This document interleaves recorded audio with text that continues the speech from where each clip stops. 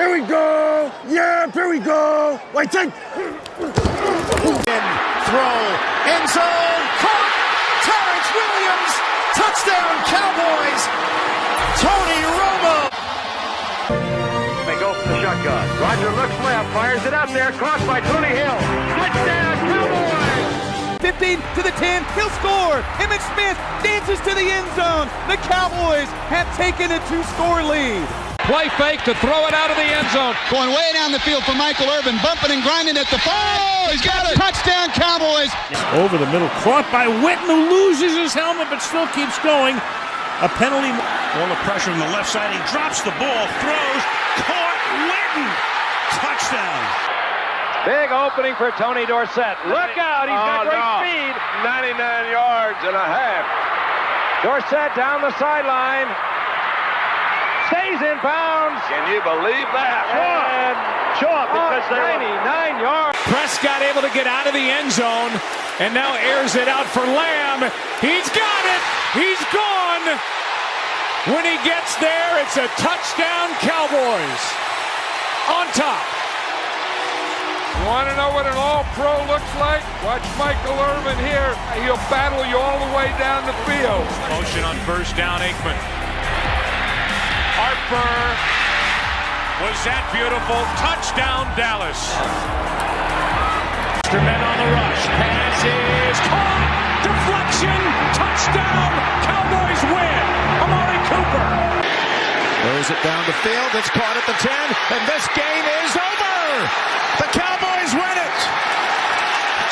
Ceedee Lamb. But no. But you understand, we do have one game left to play. Hey, fantastic. Every single one of you. I mean, I'm not just talking about these last 60 minutes. I'm talking about the quarterback schools, the mini camp, the off-season, the training camp, down in Austin when it was hot and you were tired, the whole bit. Everybody, you did one hell of a job. And the only thing else I got to say is, how about them Cowboys?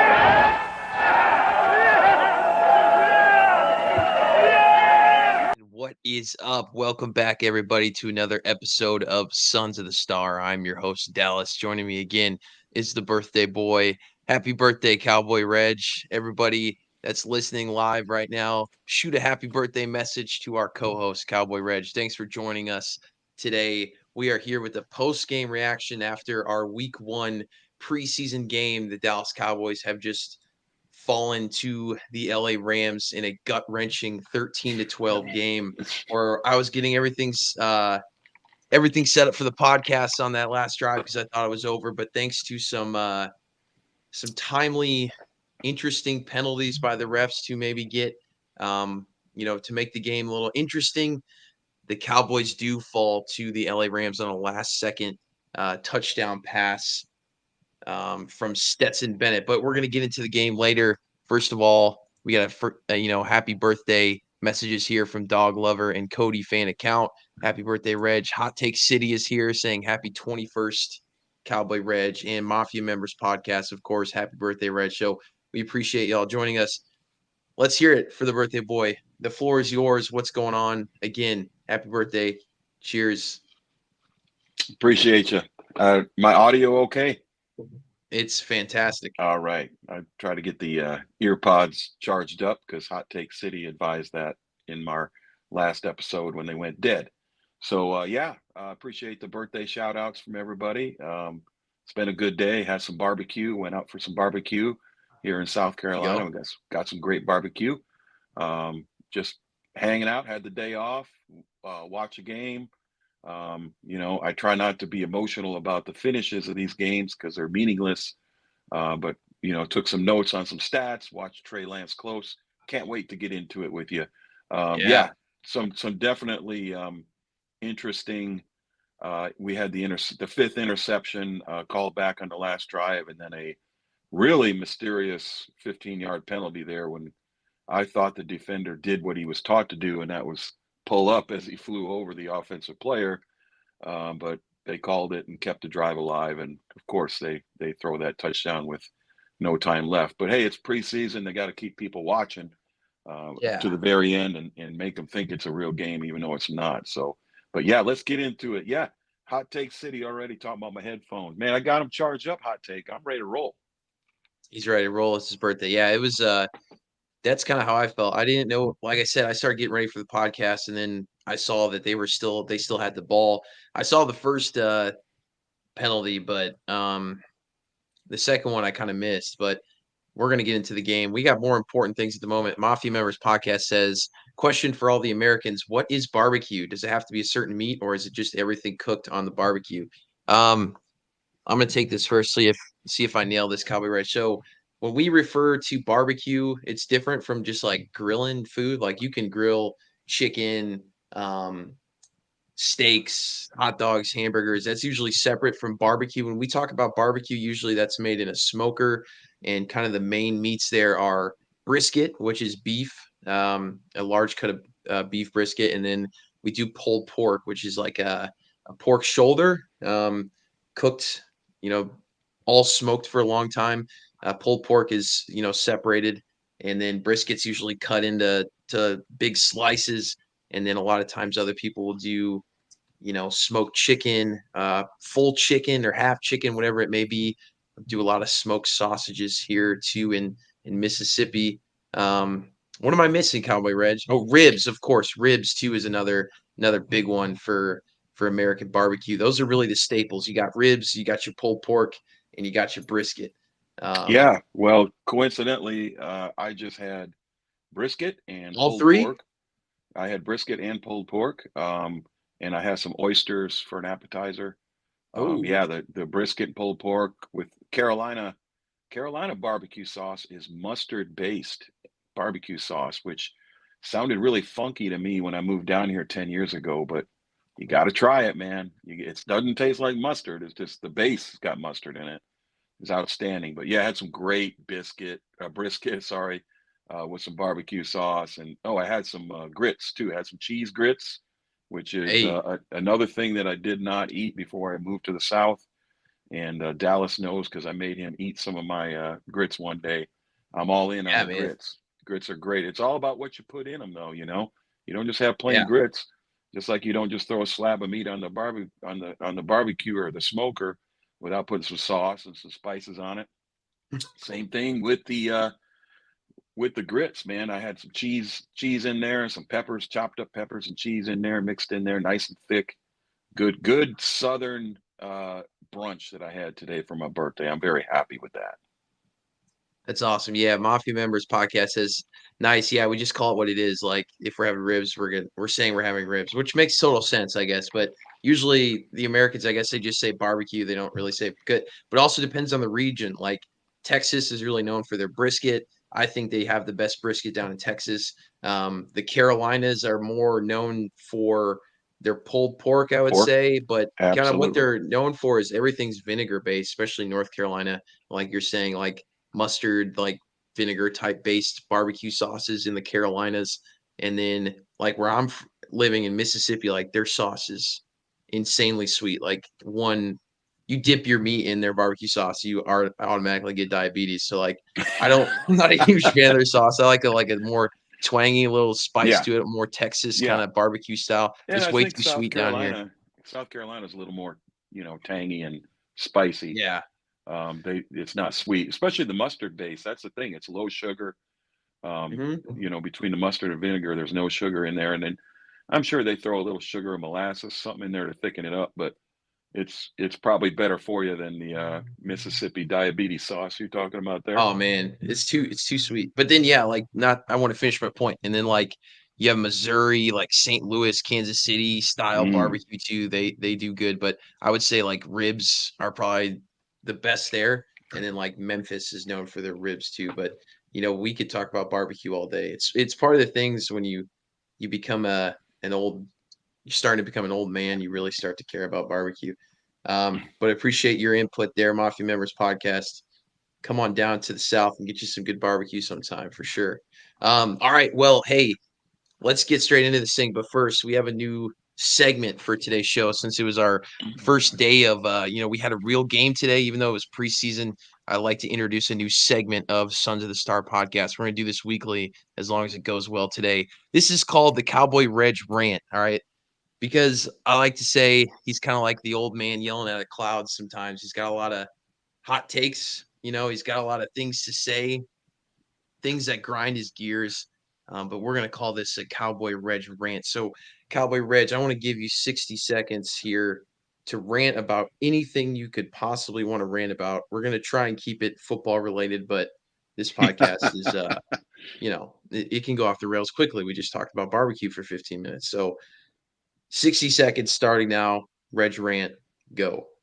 All right, put me on the clock, put the pressure on. I mean, I want to come out here and I thought about this today and just talk a little bit about Ceedee Lamb. My rants about Ceedee Lamb. Look, Ceedee Lamb holds the cards. There is no negotiation here. You pay the man, you pay him top receiver money, the top contract of all time, because you waited for JJ to get his. You waited for other players to get theirs. So now you got to go higher. That's the way this works, Jerry. You've been doing this for over 30 years. You should know that. So here you are waiting. Here you are playing the media. Hey, it's not an urgency and to sign these guys and yada, yada. It is an urgency, Jerry. He is the offense. He has 1,750 yards last year. You have to sign him. The longer you wait, the more expensive he's going to get because other guys keep getting signed. That's what I don't understand, why you don't understand this. You got to get the man signed. I'm not even going to start on Dak and Micah because those guys are in pads and they're out there playing. CD is not there. And every day that goes by, he's going to lose rhythm with the offense. He's not going to get, we're not going to have the confidence in the offense without him out there. He has to be signed. So, Jerry, if you're listening, I want the man signed Monday morning. That's tomorrow morning. You get him in there. You say, this is what JJ got. This is the highest contract. You're going higher. That's it. Sign on the dotted line. Get the man to practice. Don't talk about the salary cap. Don't talk about next year. Talk about right now. We're all in, right? Oh, we're not all in on free agents. We're all in on our guys. I don't care if the time is up. Now I'm rolling. We're all in, right, Jerry? We're all in. We're all in our guys. That is the guy. He's not, forget the plural. There is no plural. He's the guy. It's he. It's him. It's he/him. He's the guy. Sign him. Sign him now. Get it over with tomorrow morning, and let's move on with the season. Let's go. Oh, I love it. Cowboy Reg, round of applause. That was excellent for your first. I knew this was going to be a great segment to add to the show. That ain't my first rant. That's my first rant here. Yeah, exactly. That, folks, is what we call a Cowboy Reg rant right there. So be expecting those weekly throughout the season. Fantastic. I like this subject. You're 100% right. This is Mafia Members podcast says let the man cook. We got him all fired up on his birthday. He was trying to have a nice relaxing birthday. Usually the barbecue puts you to sleep. We had to wake him back up. So let's get straight into it, right? They asked, they were talking to Jerry Jones, of course, at training camp the other day, and asking about the urgency for when the Ceedee Lamb deal will get done. And what Jerry Jones said was, quote here, I don't have any urgency to get it done. I believe the end of the quote was, I don't have any urgency to get it done before the first preseason game. I think the media, of course, left that last part off because that would have made it a lot less dramatic. But I mean, it's still the same. Like you would kind of expect him to, with potentially you're the best player on your team to say, yeah, I have some urgency trying to get this thing done before we start preseason. But then this kind of spiraled. Ceedee Lamb saw it on X or on Instagram, maybe. I can't remember which social media platform, quoted it and said LOL. And there was also some stuff where he took some Cowboy stuff out of his social media, like in his bio and stuff on his Instagram, which isn't a great sign. I'll be honest. Like, I hate when players do that kind of stuff and it's petty, but that's definitely not a good sign. So he's showing signs of some frustration, which is the first time we've really seen that out in the public. So Jerry started it though, man. Jerry's comments started and then he's a man. I mean, you don't have to sit there and take it. It doesn't matter who Jerry is and how much money he's got. CD's arguably the best wide receiver in the league, top 5, even for the haters will tell you that, top 5, but we like to think he's the top, but whatever. He's got some leverage too. You want to play? We'll play. Jerry, okay, I'll just take that off my social media account since you don't want me. There's no urgency. It's just all a game.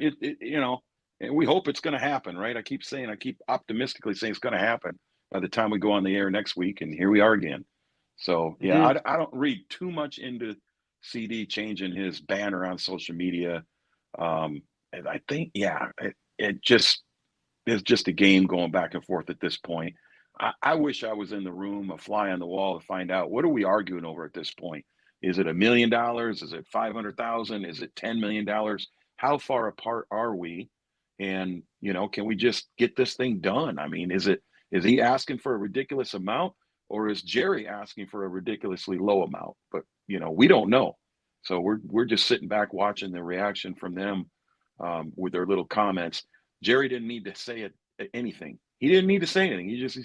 All he needs to say is, hey, we're working on it. I don't have any news at this point. Yeah. We're working on it. He didn't need to say there's no urgency until the first preseason game. Like you said, that gets the media stirred up where they leave that part out. However, why? Why is no urgency before the first preseason game? If that preseason game was 3 or 4 days away when he said that, which I believe it was a few days away, well, why wouldn't you want him signed in the next couple of days? Why wouldn't you be saying, hey, we're hoping to get Ceedee signed tomorrow morning? We're working on it. That's our hope. We're doing the best we can. Why would you say why would you say there's no urgency for today at 5? Why would you say there's no urgency for tomorrow or the next day? When you say there's no urgency for a certain, whatever the period of time is, you sound like a fool, because you need to get it done. Your team needs that man on the field.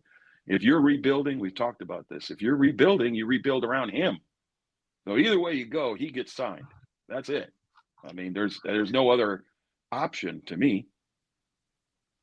Yeah, man. Yeah. I mean, if this nucleus of a team is going to have a future, you have to have Ceedee Lamb, because even if the Dak thing doesn't get done, even if you lose, like we said, the only one that makes sense is you have to sign Ceedee, because how long can this thing go on for? I don't want to even get too much into it, but again, Ceedee Lamb is not signed. He is now moved to the did not report list, so he's not active on the roster as of now, and we're less than a month away from opening day here, so that's concerning to me. Where do you remember at what point did Zach Martin get signed last year? I'm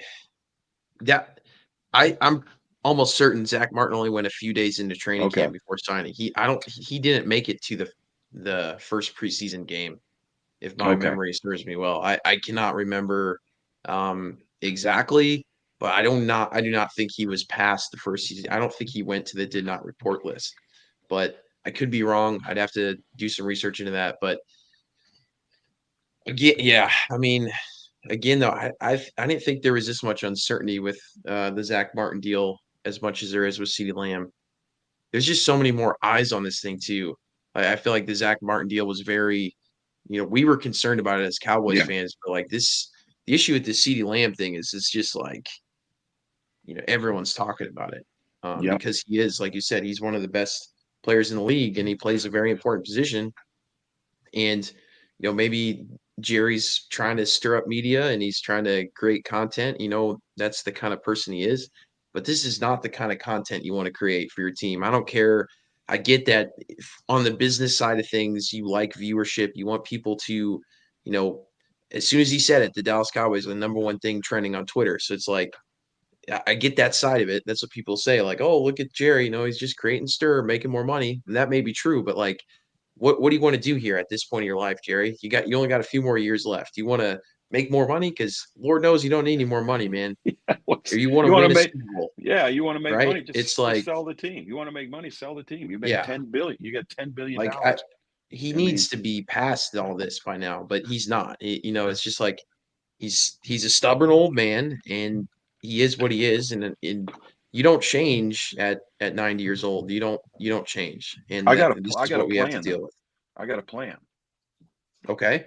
We can make this happen. We just need Nancy Pelosi to fly over to Jerry's house and have that sit down like he did with Biden, and then Jerry will turn the team over. She's got the touch, apparently. Okay, that's all right. I guess that's one way to do it. I mean, nobody else can convince him. I don't know. Yeah, I don't know. I don't know what it'll take at this point. Maybe some outside influences for sure, but yeah, man, it's a scary situation at this point. I predicted I didn't really have any insight on it, but I just predicted that this would be the week that they sign CD Mhm. before preseason starts, and you can just focus on developing this team and not have those outside distractions. But that Yeah. did not happen, and here we are a week later. So unfortunately, we have to spend. I would love to just dive right into the game, but like we have to spend some time talking about this because this is still the number one story out of Cowboys training camp is the fact that CD is not signed. So I don't think there's anything left to say on that, Cowboy Reg. No, it's a broken record, man, and we just keep playing it. So, I mean, it's gotta happen. Sucks. It's gotta happen. I mean, I just can't see it not happening. I mean, it's self-sabotage if it doesn't happen. I can't see just can't see it not happening. Has to Hmm. happen. It Mandatory, has Jerry. to. And he is signed to play. Like he is on a contract this Mhm. season. So I do not know at what point does he does it get to the point where he demands a trade and he won't play? Like I don't know what you don't really see this too often. Like in free agency, obviously you worry about losing him, but like he's on a contract to play this year. So he's limited in what he can do if he wants to play football or if he's just going to plan on starting to sit out games, which we've seen before in the NFL. But I mean, you just really hope it doesn't get to that point. Yeah, But I'm Jerry, he's been through this before and he's lost twice, and that's what concerns me. He lost this battle with Emmett and he lost this battle with Zeke. Those guys were the offense at that point. Now our offense is Ceedee Lamb and he's battling with him, you know? Yeah, he just So doesn't have any like there's no he doesn't leverage hold there. the chips. The Yeah, leverage he there had is was to none. sign him before JJ, and then JJ could have set his contract based on CDs, and his would have been higher. Well, now you done did it the backwards way, and God forbid Ayuk gets signed here in the next week because your price might even go up higher. So Yeah. Yeah, I it's don't not know, gonna go man. lower. I I don't think don't it's know. gonna go lower. All right, well, there it is again. We need to sign CeeDee Lamb. Let's move on. All right, so the Dallas Cowboys traveled to um Inglewood, California, I think is where their stadium's at. Yeah. Inglewood to play the LA Rams in their first preseason game. The Cowboys did suffer a 13-12 defeat. So kind of a sleeper game, honestly, if you like offensive football here.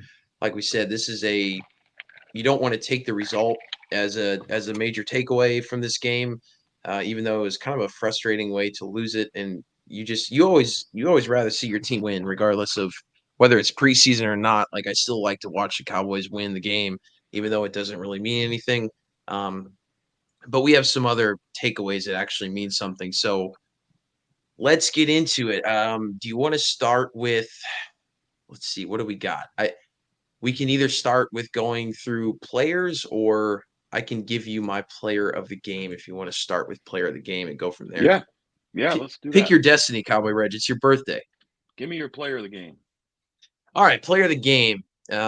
Marquise Bell had a Yeah, really, really nice game today. He had a nice interception in the first quarter. He had a pass deflection and 9 total tackles, 6 of them solo. So I'm going Marquise Bell as our player of the game. Really nice to see him ball out in the first preseason game. He played a lot of snaps, and he just played fantastic. He was just everywhere. Led the team in tackles today. Had an interception at the safety spot, which is amazing, and a pass deflection. So again, you got a safety rolling around. You want to see them make tackles. Getting interceptions is fantastic too. So I'm going with Marquise Bell as my player of the game. nice, nice. I What you got? agree.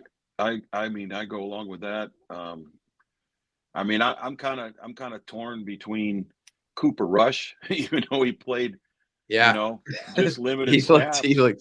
I fantastic, mean, man. he is our QB too. I mean, 2 for Yeah, 3, 44 yards, 109 QBR. You know what he looked like today? He looked like a starting quarterback playing in a preseason game. That's what he looked like. He looked like a veteran starting quarterback that the coach said, hey, just go out there and play one series just to get your feet wet. And he goes out there and tosses a, whatever that 40-yard bomb Yeah, strike, 43-yarder to Yeah. Jalen Brooks. And then Just they're- looked and then- excellent. I mean, and then they gave him the clipboard and said, go over there and you're done. I like that. I like that. And then I got excited because, hey, now we're going to see Trey Lance, and we'll get into that because he's not player of the game. But I'm going to give it to Cooper Rush, and I'm going to give it a co-player of the game with Butter, Brandon Aubrey, obviously. oh yeah, that's a good. Just- You know what? That's a really good choice. Yeah, I didn't man. even think about Come him, on, but man. he looked. Yeah, you got how many points did we score? 12. And who scored the most of those? No, he scored all of them. Brandon Aubrey, so That's a good choice. that 52-yarder. Again, every time he lines up to kick a ball, money. Time to go get a drink, right? It's like a commercial. And 52 yards, it's into the back of the net. It's nothing. So we got to feel good about our look. Here's the deal. This is preseason, guys. We cannot get emotional. Let's look at our players and say, our kicker, he looks like he hasn't lost a step and he's back on the money. And we got a backup quarterback. We got a QB2. Right now, that's Cooper Rush. I didn't see anything out of Trey Lance that would say he's a QB2. And we'll get into this. What I did see out of Trey Lance is I think he could play in situations. I think he might be a guy that, if you could find a roster spot for him, he could come in on 3rd and 2, 3rd and 3. And then the defense is he going to run? Is he going to pass? Roll him out? Yeah, his legs look good. He had a couple nice runs today. I was impressed with his running. I was impressed that he wasn't throwing the ball. He wasn't throwing interceptions and turning the ball over. But I'll save. I got a lot to say about him. I'll save that. But those are my co-players of the game: Cooper Rush and Brandon Aubrey. Oh, one more. Yeah, one man. more. I'm gonna give a trio. Okay. This is It's your birthday. I'll let you do it. Super important player of the game. This is a trio today, and that's Cooper Beebe. Played center. No fumbles, no lost snaps. Unless I missed it in the grab it. No, it was yeah. clean. Yeah, everything was clean all day. He looked like a veteran out there. We needed that. That was his first go at center. He's been a guard, one of the best guards in the nation, and he comes in and says, "You got to learn to snap the ball." And he's out there in the backyard with his mom, literally. You can look it up on social media in the off season, putting his mom back, whatever 7 yards or whatever it is, in shotgun formation, and just snapping her the ball over and over again.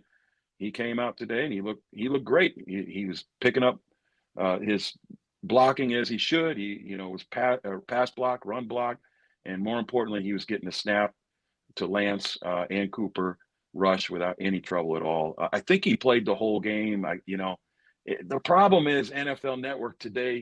They do the home team. Yeah, I was going to bring that up as one of my sections. Yeah, it's really hard to watch it. Yeah, they're not telling you what Cowboys are on the field, and you got to look at the numbers, and you got all these new guys.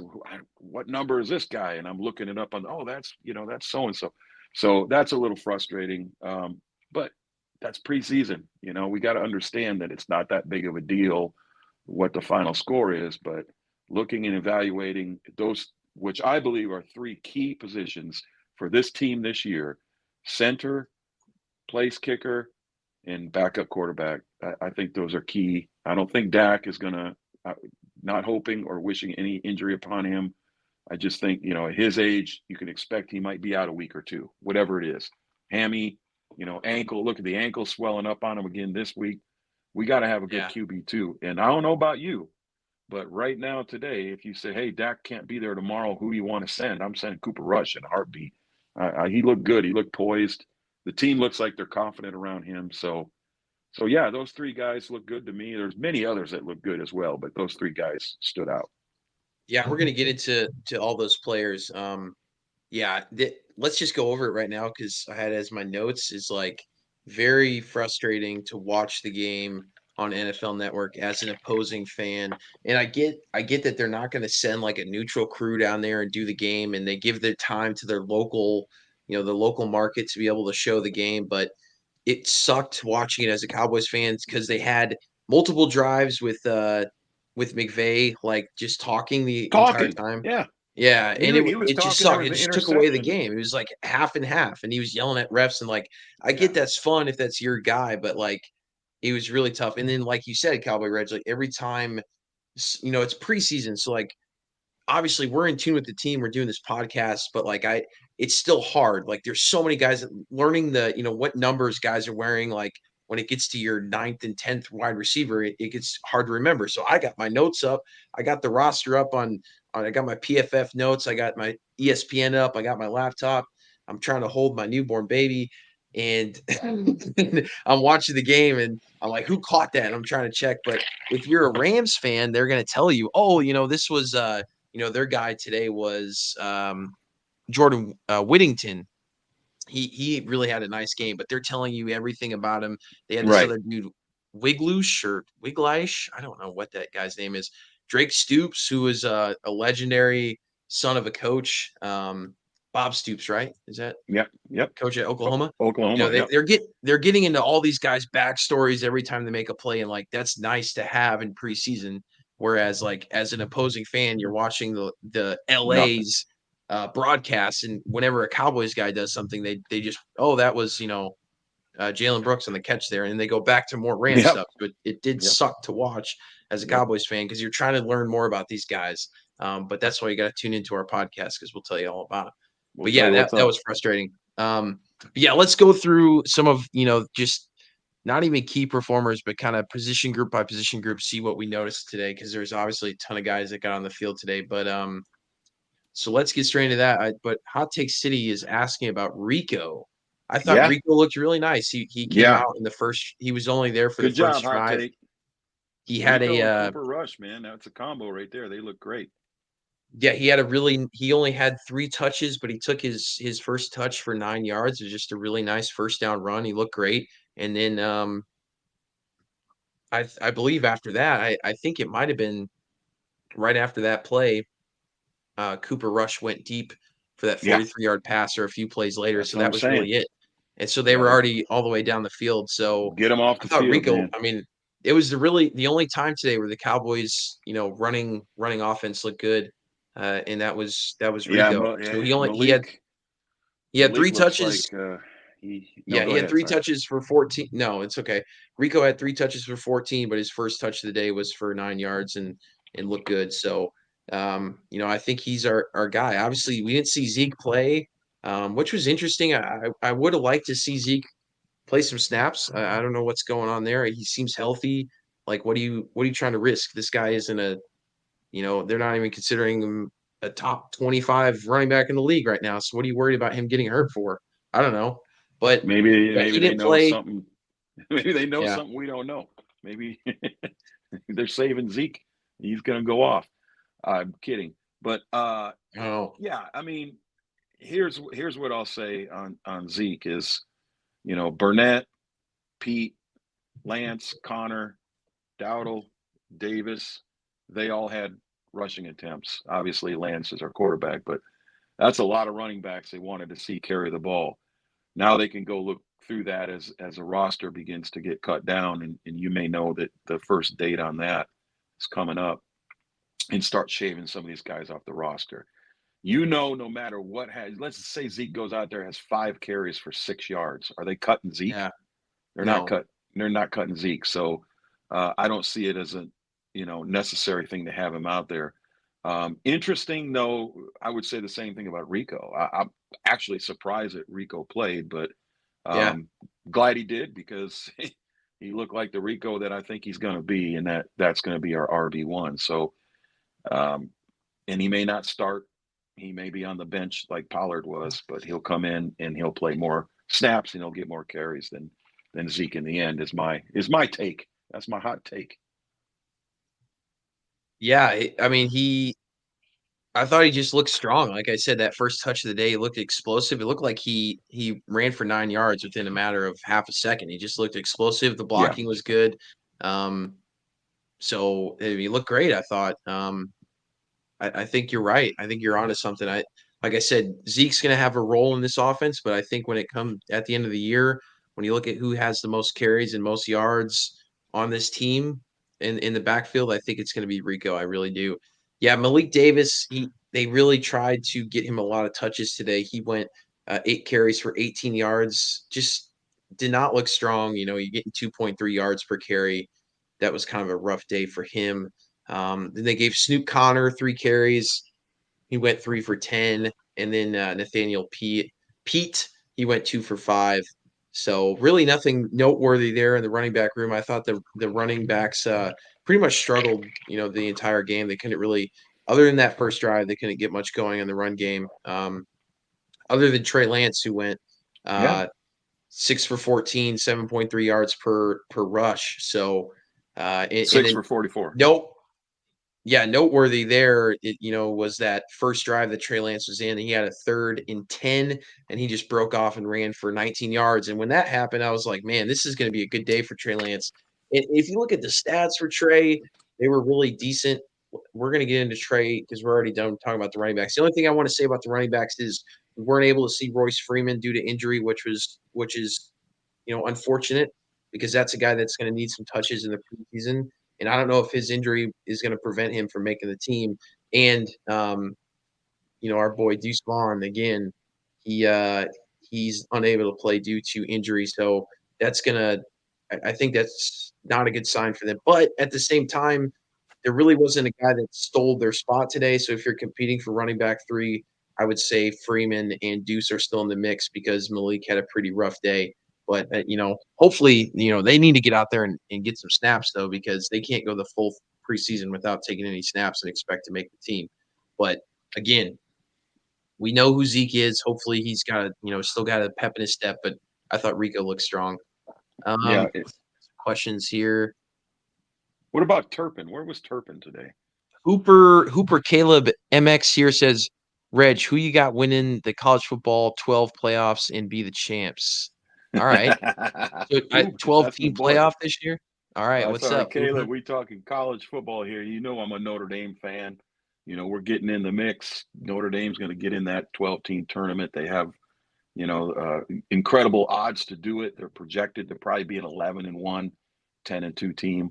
I'm excited about them, in this season coming up. Riley Leonard looks good in their training camp. All reports are Riley Leonard looks really good. So I got them getting in it. Who do I got winning it? Too early to tell. Them Oregon Ducks look pretty good, though. The Oregon Ducks might surprise some people this year. That's my wild card right there.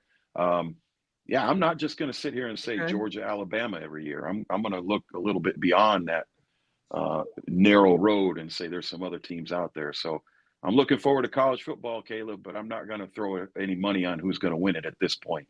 I'm going to need to see a few games in to make a judgment on that. Yeah, I mean, appreciate the question there, the Hooper, mixing it up here. We are both college football fans again. Obviously, I'm a Notre Dame fan as well. I definitely think Notre Dame gets in the 12-team mix, but it's going to be tough for them. They got to win. Got to go on the road. They're going to have to win 4. They're going to have to, they could host the first game, but after that, they'll play. For them to win the national championship, they'd have to play, and that's not a guarantee either. They could play on the road the first game, but they have to win 4 games. Notre Dame will, no matter how good of a year they have to win 4 games, which I feel like is going to be really, really difficult to do in the college football playoff. I disadvantage, would say, it's a disadvantage for sure. The easiest pick is definitely Georgia. Oregon is out of left field a little bit. They got a good team returning. I would say watch out for Ole Miss as well. Watch out for Ole Miss in the SEC.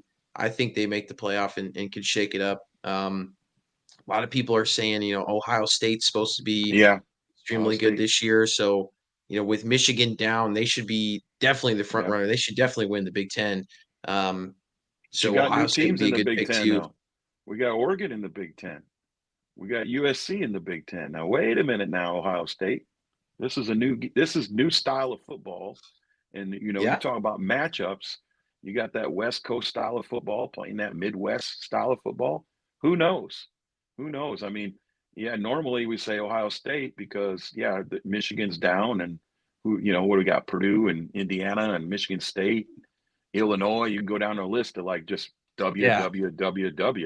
And now all of a sudden you throw a couple Pac-12 teams in there and could get interesting. So I know my buddy Caleb right there. I see his his profile on X. He's a huge Oregon fan, so I want to give them some props. Your team, my friend, will be in the mix, and as far as I'm concerned, they'll be in the mix. I agree.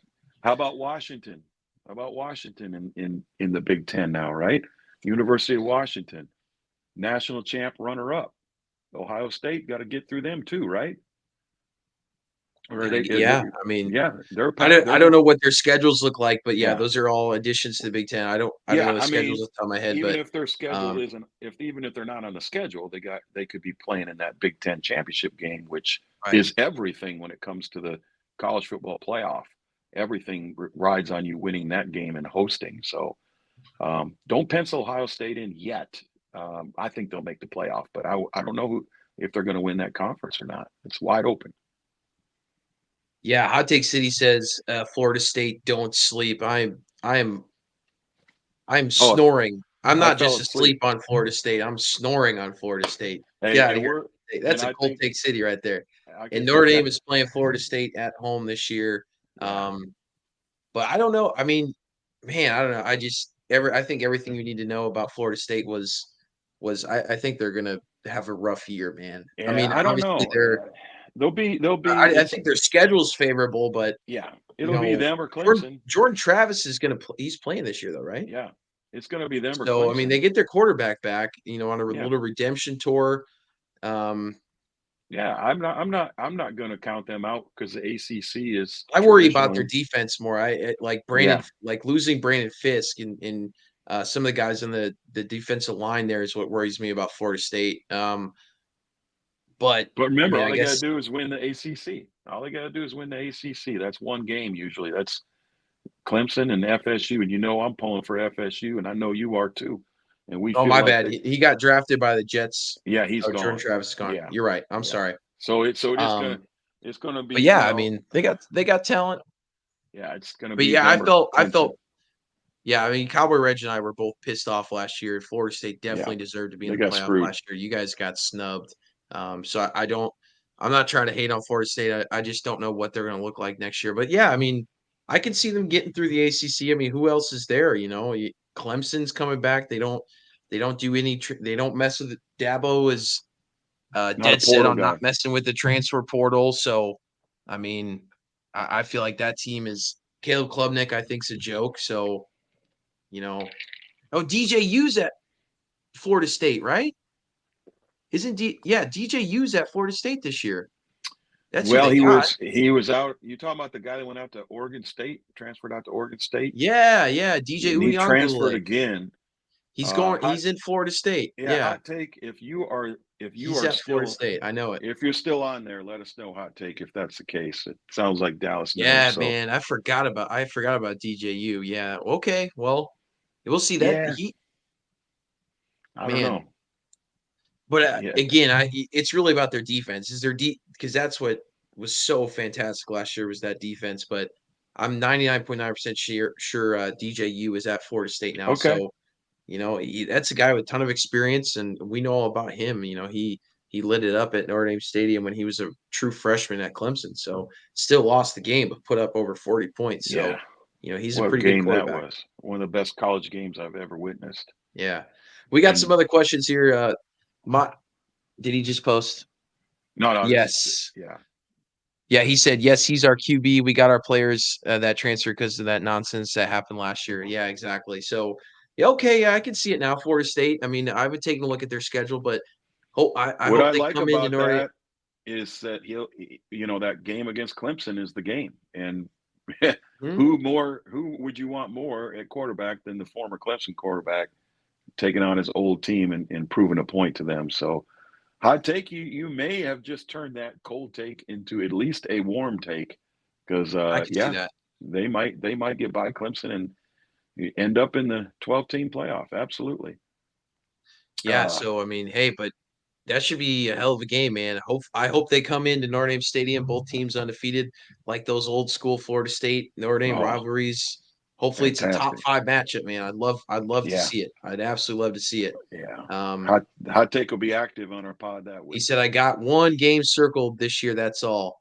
And I'm guessing that's the Notre Dame game, right? Yeah. Or if it's a Clemson game, I'm not sure. But I mean, you should have no problem taking It should be the Clemson game. It should be because that's a It does, conference yeah. game. The Notre Dame game will be hype and it'll be Yeah. important when it comes to rankings, but You could lose that game and still win the ACC, but you can't yeah, lose for sure. You could you still can't lose to end up Clemson. you could end up a top 4 seed in with losing Notre Dame. Notre Dame's got to win that game for sure, and they got a tough schedule coming right out the gate. Have to go to. He said Notre Dame because of red. So yeah, that's gonna be we're gonna podcast for the Cowboys after the week after that, and it's gonna be hot, man. So Hot Take City, if we got to have you on before that game for sure to talk some little side segments, We talk some college Florida State football. Notre Dame football. Yeah, man, Love it. we're all about it. We've discussed trying to do a Notre Dame podcast as well, but we just with timing constraints, that'd be tough to cover both teams. There's so much extra coverage, honestly, that has to go into college football. You have to start covering recruiting, and that's just a whole nother. And they I got a don't new wanna go roster down that every road. year, right? I mean, Yeah, and then now the and transfer portal. Yeah. Yeah. It's crazy, Crazy. You But we'll see you. Yeah, What Hot Take about City. Remind us when it comes near to that Notre Dame Florida State game. We'll definitely have you on. We'll have you on before then. It doesn't matter, but for sure, man. now you had something from Mafia members about some rumors about Yeah, Dalvin just talking Cook about the running back room here. Yeah. Hot Take City's got us all in college football, but I love it. I think if you're okay with me taking this real quick. Yeah, go for it. It's just rumors, man. I think as we just discussed, our running back room is so full that they're not even suiting up Zeke, and Deuce, those guys were, obviously Zeke wasn't on the roster last year, but he has been on the roster for years. So between Deuce and Zeke, that's 2 of your probably top 4 on your depth chart that weren't even in uniform today. So I cannot see bringing anyone else into that running back room unless it's somebody that can change, our outcomes. And I don't see either of those guys at this point in their career being any different than Ezekiel Elliott. And correct me if I'm wrong, those are just 2 more Zekes. We already got our Zeke. We picked up our veteran. That's it. We got Rico, and we got other guys fighting for the spot. And we got Freeman. What about Freeman? We just talked about that. We picked up free agent Royce Freeman, who's got a little injury, nothing too concerning, but he's out right now and he's not playing. I just don't see injury. it. I think the room's just too big, and unless something like one of these guys like Deuce and Freeman have an injury that's going to be 6 or 8 weeks or something, and then they might just let him go or put him on the practice squad and pick up another free agent. But yeah, at this point, I don't want to see Cook or Sanders. That's my opinion. How about you, Dallas? Yeah, man, it's weird. It's something that's there, and I just feel like those guys are there, and you look at Dalvin Cook, he's not that old. He's 29. Miles Sanders is 27. But I agree with what you said. Look, they already have 2 running backs that are, guys that have been around the league for a long time, like 2 veteran running backs in Zeke and Royce Freeman. Yeah. I don't think the same. I think I don't think Dalvin Cook and Miles Sanders are on the Cowboys front office radar. I think they're just on the fans' radar as guys that are available. I just don't see Jerry and Steven going out and spending money on these guys when he's already got Zeke and you have Royce Freeman. And if Royce Freeman doesn't work out, then they are going to go back to the drawing board and just probably, take a guy that internal.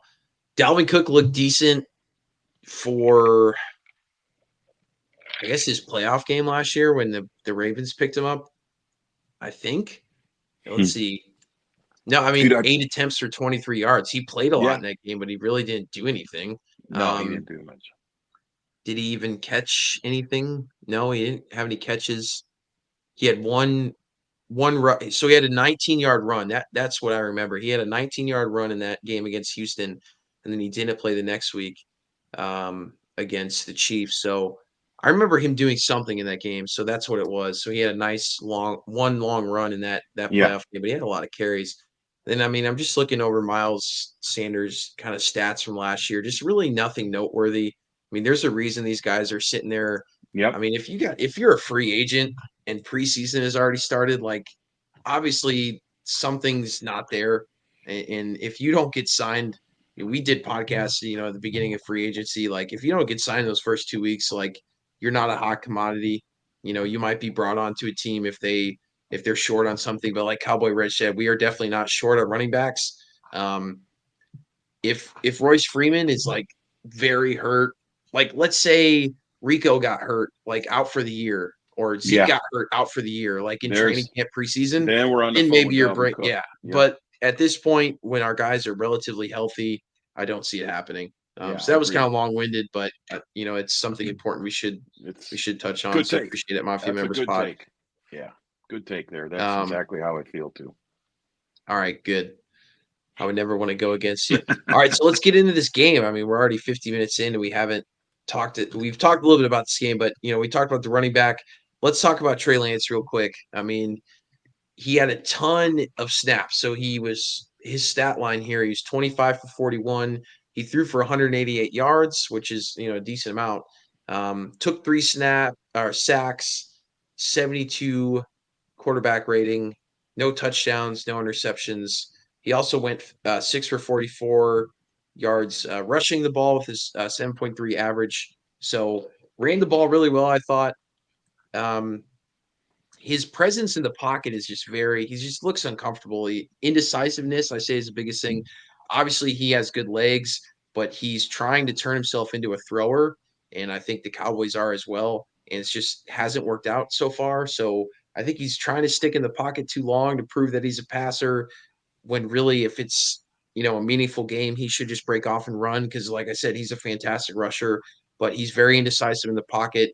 Those 3 sacks that he took, I don't really necessarily blame on the offensive line. That's just him sitting there in the pocket Holding the ball and not deciding to throw the ball. He threw a ton of checkdowns. He never really threw the ball downfield much. I can remember him doing it a couple times, kind of overthrew his guys. But I mean, you look at his average yards for completion there is 4.6. It's just super low. That just shows you that he's just throwing a lot of checkdowns. He's not, taking anything down the field. So I don't know. It wasn't bad. He didn't look awful. He didn't look like Stetson Bennett. I mean, Stetson Bennett looked like shit. I mean, four Stetson Bennett sucks. interceptions.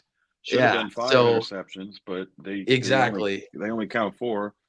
Trey didn't have a single turnover. That's good. But I mean, like we said, we wanted, if Trey Lance is gonna, if he's gonna compete for the starting job, he's got to go out there and throw 5 touchdowns. He's got to do something absurd like Dak did when he was going through preseason as a rookie. But he obviously didn't do that. He just looks like a guy that's still in development. He looks like a guy that he has a lot of talent. His arm strength is out of this world. I mean, he throws bullets.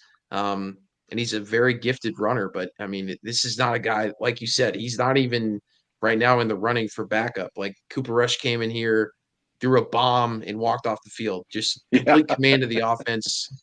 Just he threw a 43-yard bomb and walked off the field. Man. He dropped the mic. He's just like, this is my job. I am the backup of this team.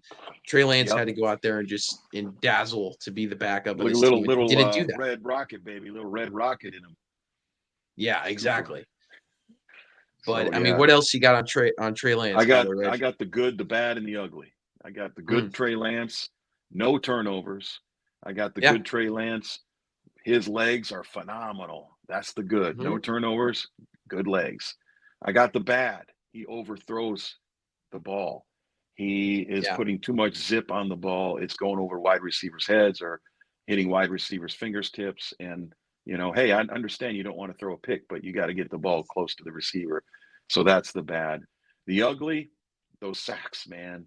Those sacks, all 3 of them were on him, and that's sick. That sickens me. You hear me? Yeah. I don't like that in my quarterback. And, I was critical of Dak early in his career for that. And he started throwing the ball away. Hey, man, throw the ball out of bounds. That's all you got to do. Make sure it's going forward a little bit, but throw it out of bounds, and these guys give you the ball back at where you started last time. I don't know if he knows that rule. It didn't look like he did. That was the ugly part, and I don't like it. I don't like going backwards 12 yards. I don't like going backwards 13, 15 yards because you didn't throw the ball away. And then the whole drive is over. You wonder why we're only kicking field goals. Well, I remember specifically one of those field goals was after a sack, dude. We're looking for 6, and it all of a sudden we're was. kicking a 52-yard field goal, but we got Butter. He can handle that. But look, that's ugly. So I got the good, the bad, and the ugly with Trey Lance today. Yeah, it spot on, man. In my notes here, I said run or throw. You can't do both. You got to decide quickly. If you're going to run, you got to run, because you can't do the video game runaround. That doesn't work in the NFL. And his legs were awesome, so there's no excuse. Yeah, I mean, there's no if you excuse. don't His see, legs were phenomenal. and for him, it's really if he doesn't see his first option, because after that, he just holds on to the ball. And you usually see guys hold on to the ball when they can't run, but he can run. So look, man, if you got a target in mind and you don't see him, he should take off right away, because he's a fantastic runner. And I think if he ran more, maybe they'd put a spy on him. They would start to account for that, and maybe some guys would have been open for him.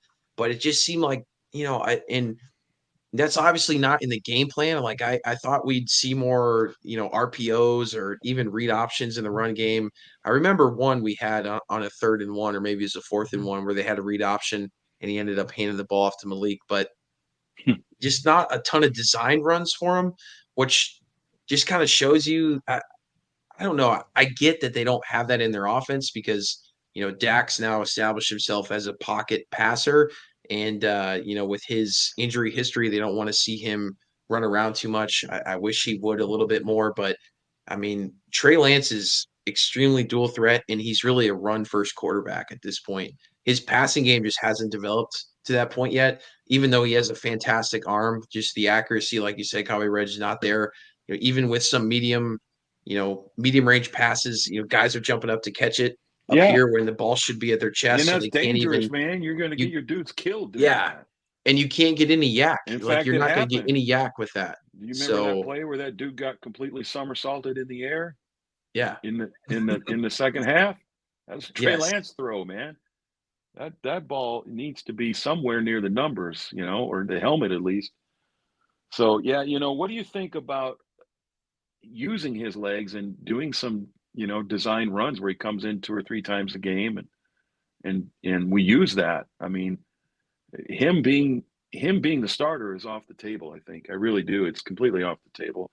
Him being the backup is a long shot. So now what are you going to do with him? He's only on contract through this year. Why even practice squad and at all? I mean, so either give him a roster spot and let him run some specialty plays. I don't know. He looks pretty freaking athletic to me. I've run some RPO, run some sweeps, and then one time he runs and the next time he passes, they don't know what we're going to do, right? What's his name? Tyson Hill? Yeah, Taysom Hill. Yeah, plays Hill? for the Saints. They do Why that. not? But yeah, I don't want to go down that road. At this point, I have no use for him if they can't do that with him, because look, we got a couple more preseason games to go. I've been in Trey Lance's corner the whole offseason. He's got 1 strike against him after 1 game, and that's not where we want to be right now with him. So he's got 2 more opportunities to clean that up. But I don't think there's anybody in Cowboys Nation, and I don't think there's anybody on our coaching staff going, yeah, Lance could be our QB too. I just don't see it right now. And the worst thing in the world happened to him today, and that was Cooper Rush walking out there. Doing more in 3. He did more in 3 attempts than Lance did the whole game. I mean, he got a ball down into the red zone in 1 shot. I mean, come on. So the offense just looked under Lance, like you said. Cooper Rush was out there for one drive. And Trey Lance was out there for the entire game. And the offense just looked extremely stale when he was out. It just looked stale. It was just everything was very short. Like it was just chunk yards here and there, but nothing. The only time they ever had momentum, I would say, was probably their last drive, and they ended up kicking a field goal. And you would think usually with quarterbacks that are mobile are extremely dangerous in the red zone. And that was just not the case for Trey either. So I was confused there. And that first drive he was there, he had a 4th and 1, and he rolled out and overthrew a receiver. I can't remember which one it was, and it was turnover. That was on down by downs. the goal line, right? That was down on the 3-yard line. That's dude. 4th and 1. He's got to run. Like, you got to go, dude. Here's they the did problem. A little bootleg, and I think it was a play action as well. And like, just run, man. You're telling me you can't get 1 yard? And I forgot they're about forcing. that. I think they're forcing him. They're trying to write him into their offense, and it's just not a good fit. And that's why I think the Trey Lance experiment's not going to work, because they're not going to write this playbook around Trey Lance when he's your 3rd string guy. You don't write a playbook for your third string quarterback, right? He's got to adjust to, they got the playbooks for Dak Prescott, and then obviously Cooper Rush can run that playbook as well. He's Dak Jr., man. And then you got he goes and plays the same plays. Yeah, exactly. So you're right. So getting back to my point then is, what use do they have for him at this point if they're not going to do some specialty plays? And that 3rd or 4th and 1 from the 3 or whatever it was, 4th and goal or 4th and 1 from the 3, that's where I want him to play. But he did the absolute opposite of what I want him to do in that situation. So that concerns me as well. So, now you look at that and you go, man, if that's a situation we want to put him in, and this is his decision making to overthrow the ball. I mean, throw an interception in the end zone. It doesn't matter at that point. It's 4th down. So give a guy a chance to catch it or use your legs. But hey, let's not write him off yet, because he's got 2 more opportunities. And from what I've seen today, I think it's less likely that Cooper Rush is playing in these preseason games any more than he did today. He's established his role. 100% Cowboy Ranch. Hot Take City said with that Cooper throw, did you see who picked up the blitz? Yep, Rico. Rico picked up the blitz. I thought it was Hunter Luepke. I thought Luepke threw a block there for. I think it was Rico. You think Hunter might have been in there too? They both might have picked up somebody. I don't know. Yeah, that last block, I remember. I don't know if we can easily find the clip here, but that's not a stat unless you find a clip. But I believe Hot Take may know the answer. That's why he's asking the question. That's what I thought at first, but from what I remember, it was Hunter Luepke who made that. Yeah. Well, I'm not 100%. I'd probably have to. It could have been another play that I saw Rico pick one up, or it could have been another play you saw Hunter pick one up. But let's see here. And then, again, as you look that up, I'll say it again. We don't want to overreact to the final score, because if you really it was Luepke. Okay. Wait, what? It was Rico? Yeah. I see Luepke throw a block in this play. Was Rico in there too? They both probably picked up somebody. They were both in there. Okay. Yeah. See. So it's okay. I got you. It was a little split I formation here, and then they both throw good blocks there. But that last one, you're right. It is Rico. That's the one that stood out to me was Luepke coming in, making that block on the linebacker, and then Rico picks up a defensive lineman. And Mafia, if you're still out there, Mafia, that's another reason why we're not looking at other running backs. We forgot about Hunter Luepke, our fullback. He's in the running back room. You can see by the way he blocks, the way he power runs in short yard situations, and he's a special teams maniac. I mean, we looked up his stats a couple weeks ago, and he's playing more special teams plays or just as many as anybody else on the team. So are those veteran guys that are available and still haven't signed yet, are they going to play special teams? Nope. Zeke going to play special teams? Nope. Rico going to play special teams? Nope. So you don't have room for a veteran right now. That's a whole nother subject, is who's going to play special teams if you have a running back room full of veterans, and there's nobody in there that will. So we got to keep Luepke. Okay, here we go. Hot Take. We're going to take a look at this right here. Here we go. Technology. We got the old split eye. So here's Luepke. Here's Rico here. Can I play this I'm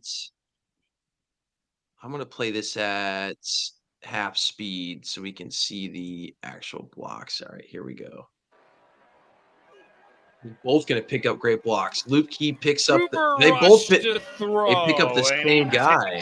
Shot down the left sideline.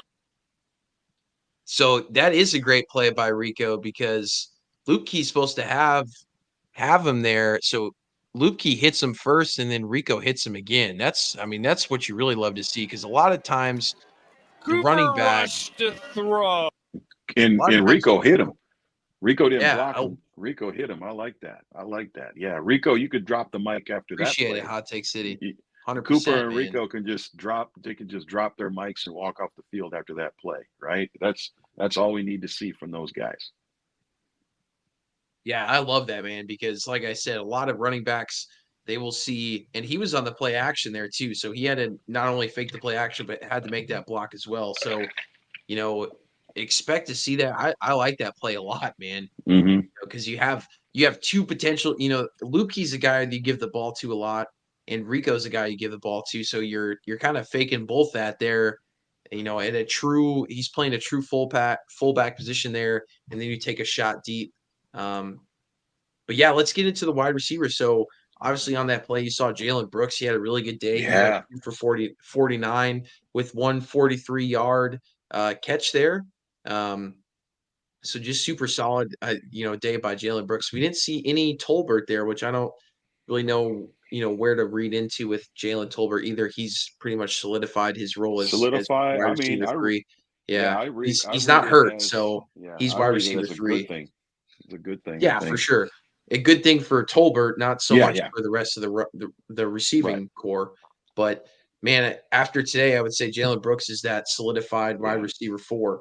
And what is going on with Kevontae Turpin? Because he didn't take any kicks and he didn't have any targets today. So I don't know what's going on with Turpin, because we got Tyron Billy Johnson, who's played pretty well in training camp as a wide receiver, and he did a pretty good job returning kicks today. He did a great job because he got the ball.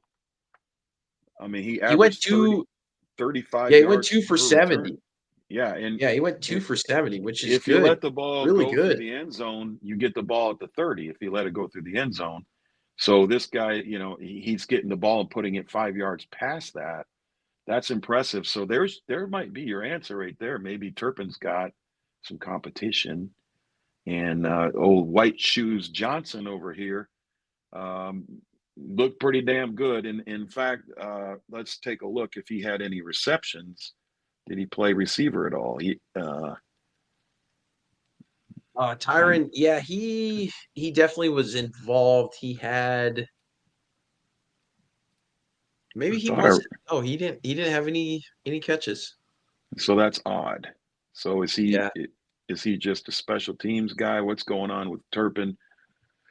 Yeah, I don't know. Yeah, it's something to look into there. We'll look into that. Man. Brooks looked good. Hot take. And here's the thing. Last year, we listened to some official Cowboys podcasts that come out weekly. And last year they rant and rave about Brooks in practice, in the practice squad. They're like, this guy goes up for everything. And they keep saying, we hate to say it, but he literally looks like Des Bryant. He looks and plays like Des Bryant. But, the coaches never brought him up. They never would activate him or bring him up. So we've been hearing all this stuff about him. And all of a sudden with Ceedee holding out, he's going to get some looks. And kudos to you, young man, because you look pretty dang good today. So that God forbid Ceedee's not on the field, but week 1, but it wouldn't be the end of the world to have Brooks out there as wide receiver 2 or 3 with Cooks and Tolbert. It wouldn't be the end of the world. I don't know if we beat the Browns, but you can win some games. We got to get Ceedee signed, obviously. But that's interesting about Turpin. But again, when you're not out there and the guy who's taking your place is doing as good or better as you would have done, that's bad news for you again. So I don't know what's going on with Turpin. You don't have him on the injury report at all, right? No, I don't. He's healthy, man. I think he's just. I just don't think he played today. Do you? And I don't. But do you see him as, Cooks didn't play, Zeke didn't play, Dak didn't play? Do you put Turpin up there with those guys? No, I don't. I don't know. Yeah. See, I don't. Initially, I don't. But it's weird. I don't. but he's a utility guy. But you would still expect to see him in preseason, like Yeah. unless.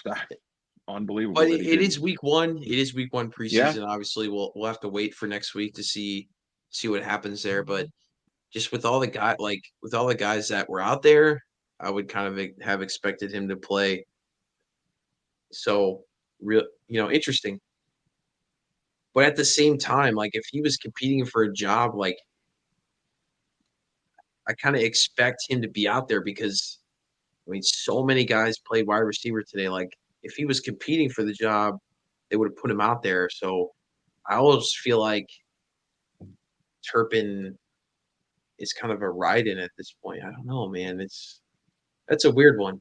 Yeah, I think he'll play in the preseason, though. I think we're going to see him next week or in the third week as well. I think maybe what we're looking at is we're getting ready to cut this dude, and we're getting ready to cut this dude, and we're getting ready to cut this dude. Let's play them all. Let's play them all and prove to myself that I'm making the right decision, and give him an opportunity. You know, guy gets the ball, he breaks a couple tackles, and he scores an 80-yard touchdown. You're probably not cutting that guy the next week. You're probably going to give him another week. So what we may saw today is Turpin is high enough on the depth chart that they put some guys in there just to prove that they don't belong. And I don't know if you had this yet, but when is our next or our first round of cuts? Are we looking at cuts each I week? think they kind of I feel like they kind of happen kind of gradually, weekly. Yeah, gradually get to because that you're trying 53. to narrow down your team. It's like 91 guys right now, so you got to cut close to 40 guys. So weekly, it's going to happen. Like I got Racy Big Math, I think is cut. They threw the ball to him 3 times. He had no catches. He had a notable drop in the second half. He's one of the guys that was with the Titans organization the past couple of years. I think he's gone. Yep. I thought there was a guy on defense that had a 15-yard personal foul for a late hit out of bounds. This was Eric Scott, but they ended up getting a pick. So I was like, he's definitely getting cut. Eric Scott ain't going and then I was like, yeah. But there's gonna be it guys was Eric Scott that got that penalty, right? Yeah, I believe. I don't know about the penalty. He did get the interception, but I don't know if that's in the stats. Yeah, the ones I'm looking at, the stats I'm looking at, they're not showing that detailed stuff. But either way, we know he's probably not going anywhere. He's been on the roster for a while, and I think we talked about it with a few losses in free agency to our depth guys. We don't have the depth we had last year, so guys like him all of a sudden become depth players. I don't think they're going to get rid of him. Yeah, I mean, there's plenty of other guys. We should probably finish off the receiver core here. I mean, like I said, there's easily 15 guys here that caught passes today. Ryan Flournoy, our 7th-round pick, he got a couple catches today. He went 2 for 8. Nothing really notable there. Little Trey Lance dump downs, man. Yeah, that doesn't help any of these guys at all. But Jalen Cropper is a guy that's getting a lot of hype out of training camp, and he had a pretty good day as well. He went 4 for 26. Just looked pretty solid. I think he did have one drop though, which you don't want to see, but he looks solid. Like I said, this is a guy that's taking some first team snaps. He's had Dak throw the ball to him quite a bit, as well as Cooper Rush, and expect him to be in the mix for like I said at one of our previous podcasts. You're looking at probably 5 wide receivers to make the roster. Expect him to be fighting for the job. There's a few new guys that the Cowboys recently signed. There was 2 guys that caught pretty important passes in the last drive that the Cowboys had. And like I said, that's when Trey Lance, I thought, looked the best, and we had some momentum going finally. So hopefully that'll be taken in the next game. Kelvin Harmon, who's a UFL guy, he caught 2 for 38. And like I said, he finally came into the game late, and he had two really good catches. 26-yarder. Yeah. So he was with the Commanders back in 2019, and then just recently played for DC's UFL team back in 2024. So this is another UFL guy that they picked up this week, I think. And And then Deontay Burnett, I believe, is another new addition, and he caught 2 catches for 23 yards. So those are both late in the game. But other than that, like I said, Cropper's a guy to look out for. Jalen Brooks, I think, is pretty. He's one more good game out of Jalen Brooks. I think he's 100% making this team.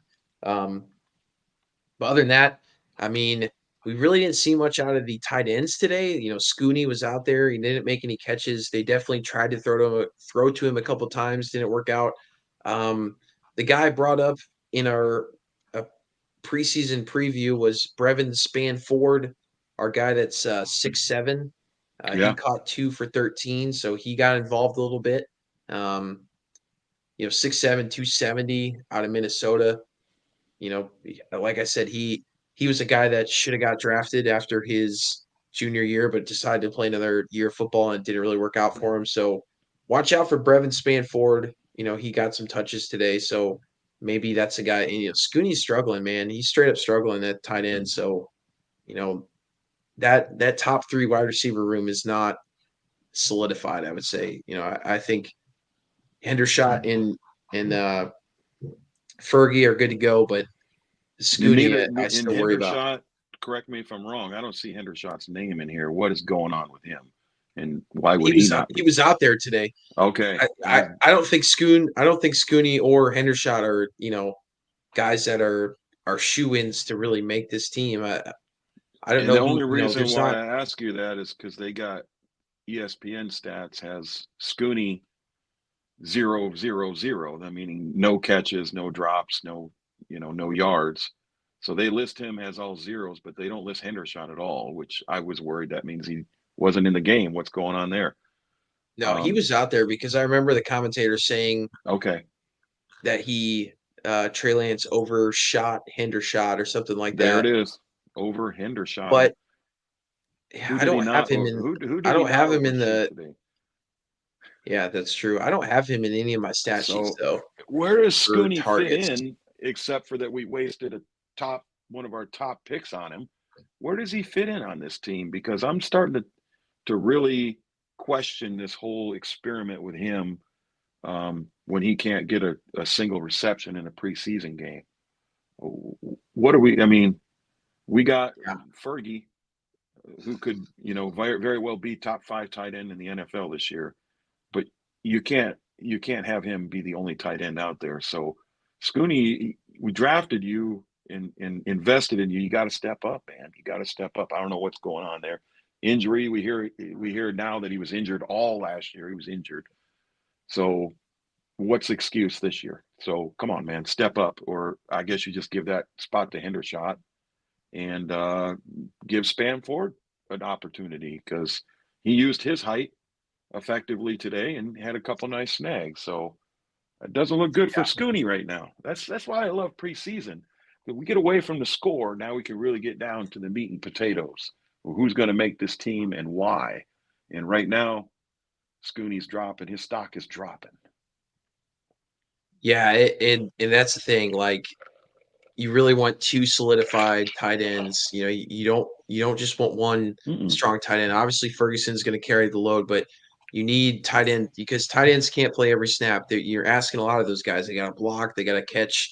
They got to run down the field and catch balls, and they're big guys. They're guys that have to run like they have to run routes like a wide receiver, but they have another 50, 60 pounds on wide receiver. So they get tired. You need guys to sub in. So you need a solidified tight end too. And that's kind of one of the scary parts about this offense. So it's supposed to be Scooney. We'll see. It's supposed to pencil him in, but he can't. Yeah. He hasn't. I don't know. It didn't look good. Maybe it was just Trey Lance, but definitely not comforting. That's all I got for the offense. Obviously, we saw a ton of offensive linemen. You already hit on Cooper Beebe. We saw Tyler Guyton out there. Nothing crazy noteworthy there. I thought he held his own. Brock Hoffman came out as our center. TJ Bass was in there as well. Not at center, but he was out on the field. He looked fine. Cooper Beebe. So anything else to add on the offensive line? I know we haven't even talked about Cooper, man. Remember I told you about Cooper Beebe. That was a good. That was that was a big plus. No, offensive line, we weren't necessarily firing on all cylinders per se, but I didn't see any gaping holes. And we'd like to put more points on the board, but how much of that was on the offensive line? I don't think there's a lot there. Malik Davis's production was extremely poor. He was getting hit early. So Yeah. maybe again, I think we kind of had this issue last year. We got to prioritize that run blocking a little bit more and get our backs going. You look at Trey Lance's numbers and to defend him a little bit, you look at what the running game did. Once Rico left the game, the running game didn't do squat. They're averaging like 2 yards a carry. That doesn't help your quarterback. So is that Malik Davis or is that the offensive line? And how many of those guys out there on the offensive line when Malik was running the ball are even going to be on the field this year? So, Right. It could be much to do about nothing.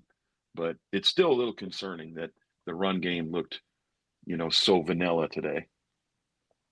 Yeah, that's kind of the notes I had. But the thing that's tough about O-line is like you're subbing guys like when you talk about O-line, like usually it's all about once you have a cohesive group, you have a good offensive line. So much has to do with how you mesh with the other guys. And it's tough in the preseason when you're constantly moving guys in and out at the different positions. Like it's hard to have one group that you've worked with the entire time. And that's why I don't take too much stock into it. And I don't think they looked bad by any means. Right. Especially the starting group, I thought looked pretty strong, run and pass wise. So, Right. we'll kind of have to trust the experts there and see who they put out at week one. Obviously, the left side of the ball is concerning because, is Tyler Guyton ready to start at left tackle week one? That's definitely a section or a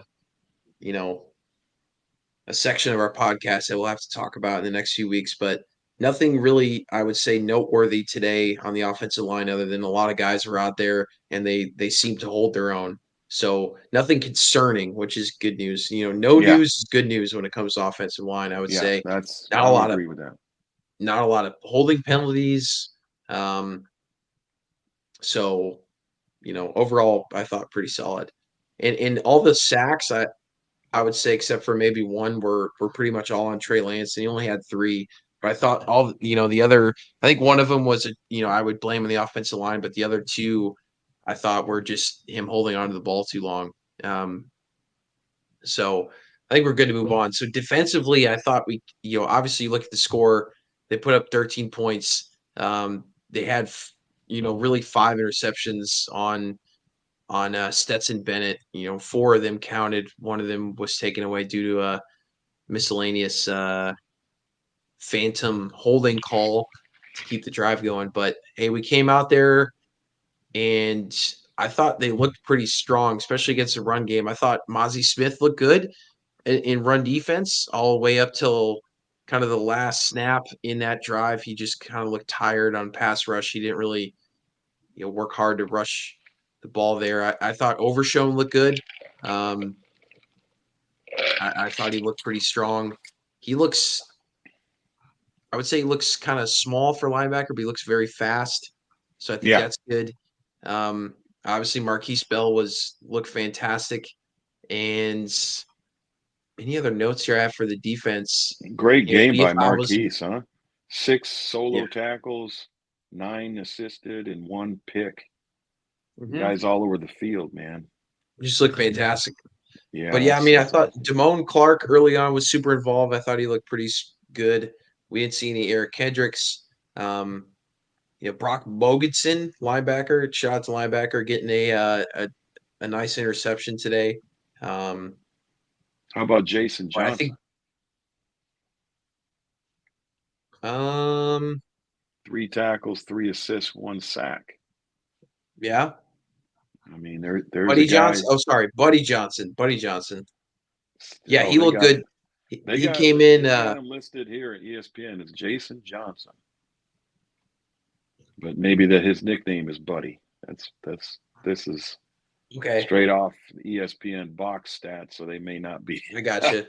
Yeah, they may not be going, but yeah, I was trying to think there, Johnson. Yeah, Buddy Johnson, yeah, I thought he looked good. I productive. thought he looked strong. You know, he played a ton towards the end of the game. I thought he looked good.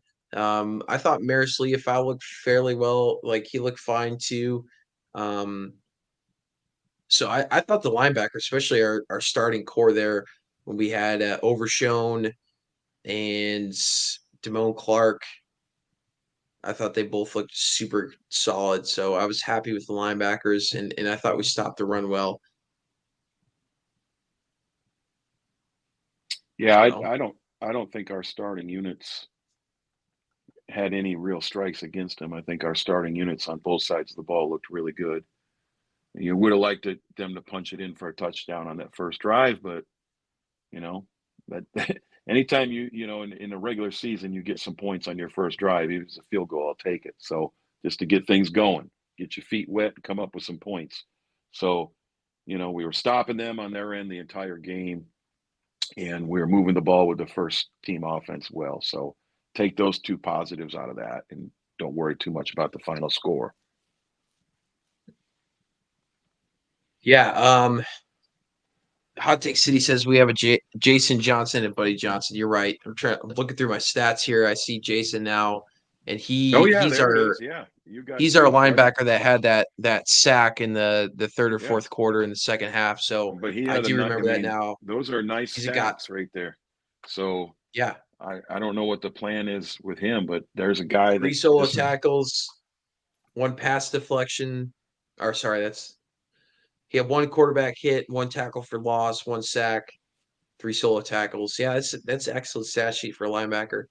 I think he only came in the second half too. So yeah, that's a guy that was definitely. I don't know when he was signed because he was not he's a rookie out of UCF. I don't he might have okay. been a free agent, Yeah, undrafted free agent this undrafted year. free agent. Yeah. Yeah, I So, remember. Yeah, I remember talking about this guy in the preseason. So that that's what you want to do, Jason. Good job, man. You want to make this team. You gotta get guys like us that don't know who you are talking about you, because that means you did something. You did something, 100%. and you did something good. So you live to play another day. I don't think you'll be on the first round of cuts. So you put up some stats like that, but hey, you never know. Mike McCarthy might think otherwise, but Yeah, Hot Take City three, said Jason Johnson had yeah, 3 tackles and Buddy had 1. So yeah, definitely a little confusing while watching the game, especially with an away broadcast. we You got to see get the down to Johnson one get hits. Johnson. First Yeah, we priority, got to get down. we got one of those guys need to be cut. Okay, so because this is confusing, so we'll take one of those two Johnsons. You tell them going into the next game that there's only one jersey with Johnson on the back of it available. So you guys are going to compete for that spot next week, because that we can't go through the whole season. Which Johnson got this, and which Johnson got that. It's too much. Can't do it. Too many Johnsons, man. Yeah, too many. And we're going to stop right there. We ain't going to say nothing more about that. And I got news for you. We got Darrell Johnson as well. So Oh, I mean, this ought to. Well, we call him DJ. defensive We call end. him DJ. Yeah. DJ. Okay. There we go. That's all right. We But go yeah, DJ. man. Linebacker room, I thought overall looked pretty good. Shoot, what happened here? Justin Rogers got his feet wet out there. That was good to see. Carl Davis. These are we're going to have a lot of rotation on that defensive line, especially. So I'd like to see those guys coming out and having a decent game. I mean, like we said, they didn't put the ball into the end zone until with a couple seconds left in the game, and Yeah. that took a reversal on an interception call and a 15-yard penalty to put them in the red zone. Other than that, the defense was about to pitch a 2 field goal game, and that's pretty darn good. So not a lot. Yeah, I mean, really say about that. usually if you give up 13 points, you should win that game. Yeah. So I think really the story is the ineptitude of the Cowboys offense today rather than the defense. I think the cornerback room obviously played well. At the end of the day, even though we had an interception from a safety and a linebacker, Stetson Bennett threw 4 picks. He was 24 for 38 for 224. So I thought they did well against the pass. Other than this Jordan Whittington, that had a good game. Other than that, the Cowboys defense really shut him down. Kalen Carson had, he didn't have any deflections today, but he had some tackles. That's our rookie out of Wake Forest. Josh Butler looked good. He had 2 deflections today and a tackle for a loss. Eric Scott Jr. looked good. He had a pass deflection. So overall, the backfield of the Cowboys defense, if you consider safeties and cornerbacks, I thought it looked really strong. They weren't able to take any deep shots against us. What was Stetson's longest pass here? I don't think it says, but we never really got beat deep. So I would say that they kept the ball in front of them, and overall I thought the backfield had a good day. Yeah, I agree. No complaints with the defense, really. Yeah, and to kind of round out the defense here, I thought Marshawn Nealon was there in the first drive. He looked solid. He was involved in some of the run stops. I thought run stop wise, I thought they played fantastic. They might have had some runs later in the game. Like Boston Scott was their leading rusher. He went 15 for 68, which 68 yards is decent, but that's 4.5 yards per carry. He had a 14-yard run like later in the game, but really to start off the game, I thought they stopped their run extremely well. And I thought it looked good, man. I thought that's what you look at when you look at the Mike Zimmer defense. And at the end of the day, they gave up 13 points and had 4 takeaways, and a lot of those takeaways ended up in Rams territory, and just the offense was unable to cash in. And you got your third string quarterback out there just kind of looking a little lost. Like, if Cooper Rush is out there, I think the Cowboys win this game by 30 points. Yeah, I'll go along with that. I think they cash in on all those opportunities because the defense, he's not taking those sacks. Yeah, 100%. So, Brandon Aubrey looked good, but at the end of the day, you had 4 interceptions and were never able to score a touchdown. That can't happen. And they punted twice, which the Cowboys never punted. And the Rams punted twice and threw 4 picks. The Cowboys they definitely should have won this game. If you're telling me we played a game without punting, I'm telling you we scored 40 points, not 12. That's ridiculous. Trey, you're looking worse. The more we dig into this, the worse Trey Lance looks, right? This has got his fingerprints all over it. Who was running the offense when this happened? Yeah, you got 4 man. interceptions, and you said 2 or 3 of them were in opponent's territory, and you're getting 6 points or 9 points out of those 3 interceptions. That's not a good stat to go next to your name, Trey. I don't know, man. I don't know what to do with him. I really don't. At this point, it doesn't look good. Just give it another week, I guess, to see if something changes. Maybe. How long has it been since this? He did play in the preseason last year, though, with San Fran. So it's been a year since he's played any live football. So maybe we can cut him a break and give him another week. But you do want to see something, right? Look at Stetson Bennett. Horrible. 4 interceptions. He won the game with a touchdown. We saw something out of him, right? Yeah. We saw something. We didn't see crap out of Trey Lance. We saw a guy with potential, with a strong arm and fast legs, and he looks like a quarterback. He's lean, he's tall, he's athletic, but all those things are not translating to what he's doing on the field, and that is concerning. So let's give it another week, and we'll see if we change our mind. But right now, Cooper Rush looks like he's a shoo-in for QB2. 100%, man. The Cowboys will play next Saturday in Las Vegas at 9 p.m. Central, 10 p.m. Eastern. So we might have to do a pregame show unless you want to go postgame. Yeah. We might have to pregame. We might have to pregame that game, right? Hey, no, you know me. That's going to be a late one. When the Cowboys play, you know me. When they play, I'm up. So, we could do it late, but we can do it. If we might have to put a poll out this week is what we need to do. Put a poll out and see what the folks want. I'm more concerned with viewership at that hour than I am with me. Like I said, I'll be up, but our are the fans going to be up? The fans of Well, Sons of the Star, are they going to be let's up do at like 1 a.m.? that. If that game is 9 Central, then 8 Central will go on and do a pregame. I'm down. I love it. I think pregame is a good option, and we could preview that game. We could do, some more takeaways from this game, and any news from training camp this week we can include, and then obviously we can still do a post game from that Raiders game. But yeah, looking forward, man. I think that, like I said, the defense looks solid. The only thing I would give a little dig on the defense is, like, I would have liked more pressure on Stetson Bennett. Like, yeah, he had some turnovers, but like we only had 2 sacks today, and I feel like I'm trying to see how many dropbacks he had. I think he had like 38 Yeah, but I attempts, 2 mean, sacks. So it's sometimes not you bad. gotta give the defensive line some credit though for those interceptions, because there's a reason why he's throwing that ball into traffic, and it's not because he has a clean pocket. So, Yeah. maybe they're putting a little bit more pressure on him than you're giving him credit for. I'm just saying, you get a Let's lot of see. turnovers.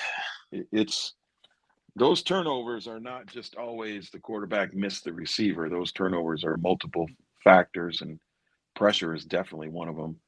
And not being, got guys jumping up in the air and coming down behind you or beside you, and distracts the quarterback, gets them off balance. They throw an interception. So maybe the pass rush was better than you think. Yeah, you're right. And to give the defensive backfield more credit, Stetson Bennett's longest pass day was 30 yards, and that came in the first quarter. That was because of a broken tackle. That should have been like an 8-yard pass. He what's this guy's name? Whittington broke off a tackle and then ran for like an extra 20 yards. That's why it was 30 yards. He never really threw the ball. I don't know his average like Right. yards per when it comes to depth of the field, but like it wasn't deep at all. So the defensive backfield I thought played excellent today. It was just that one pass for 30 yards. But like I said, that was all yak. That wasn't depth of target. So that's the only. But overall, it's hard to take away from the defense, other than our absolute the very bottom guys on your roster were playing in that last series, and they gave up a touchdown late with 2 crucial penalties that probably shouldn't have been called. But it is the preseason, so they're gonna, they want to see some extra football. So Yeah, and overall, the I mean, it should have referees, been a they like 12-6 game, and we should have walked off. yeah, they have their little points of emphasis that they try to, like the first preseason game of the year, they were calling offsides on every kickoff, letting Yeah, everybody know this is exactly. a new rule and you're not leaving until the guy catches a ball, and we're going to call it. And I don't like the calls. I thought they're horrible in the end there, and I thought it looked like it was, like you said, they just keep that game going. But it also might be something that they have a point of emphasis on, and one of them was, a late hit call where I thought that our guy avoided him and did what he was taught to do. But they're saying, look, we're not going to tolerate late hits. That's close enough in the preseason. We're calling it. The other one, defensive holding, same thing.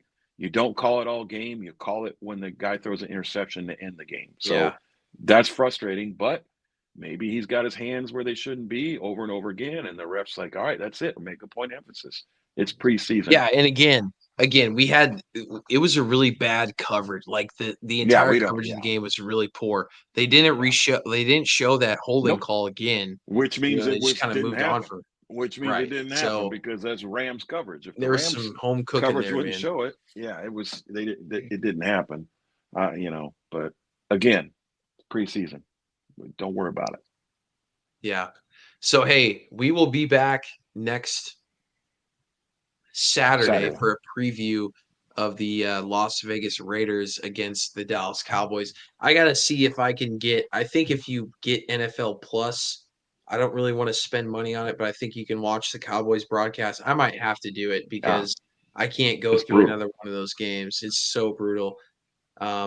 We might have to share a login, Cowboy Reg, for that next game so we can get some more. Because like I said, you just don't get any like Cowboys type coverage, and it's training camp, it's preseason. Yeah. Like this is the only time of year where you want some homers on the broadcast.